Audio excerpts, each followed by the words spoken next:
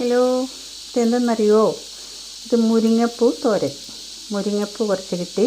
അപ്പോൾ മുരിങ്ങപ്പൂവും കടുക് വറുത്ത്, കടുകും കറിവേപ്പിലയും വെളിച്ചെണ്ണയ്ക്കകത്ത് വറുത്ത്, കുറച്ച് മഞ്ഞൾപ്പൊടി, ഒരു കുഞ്ഞ് സബോള, 2 പച്ചമുളക്, മുരിങ്ങപ്പൂവും കൂടിയിട്ട് നന്നായിട്ട് മിക്സ് ചെയ്തതാണ്.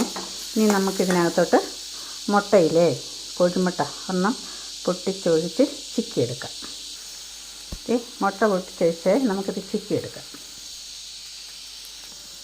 മുട്ട പൊട്ടിച്ചൊഴിച്ച് കഴിഞ്ഞാൽ നന്നായിട്ട് നമ്മൾ മിക്സ് ചെയ്യണം. മിക്സ് ചെയ്ത് നന്നായിട്ട് തോർന്ന് കിട്ടണം. മുട്ടയുടെ വെള്ളമയമൊന്നുമില്ലാതെ നല്ല ഉണങ്ങി മുട്ടയൊക്കെ സെപ്പറേറ്റ് ആയിട്ട് ഇങ്ങനെ വരണം. നല്ല ടേസ്റ്റാണ് അത്. നന്നായിട്ട് ഉണങ്ങി കിട്ടിയിട്ടുണ്ട്. നല്ല ചോറിൻ്റെ കൂടെ ചോറിനകത്ത് നല്ല ചൂട് ചേർന്നകത്ത് ശകലം നെയ്യൊക്കെ ഒഴിച്ച് ശകലം ഉപ്പും കൂടെ ഇട്ട് ഇത് മിക്സ് ചെയ്ത് കഴിഞ്ഞാൽ നല്ല ടേസ്റ്റാണ്. വേറെ കറിയൊന്നും വേണ്ട. ബീഫ് കറിയൊക്കെ ഉണ്ട്, എനിക്കതൊന്നും കഴിക്കാൻ തോന്നില്ല.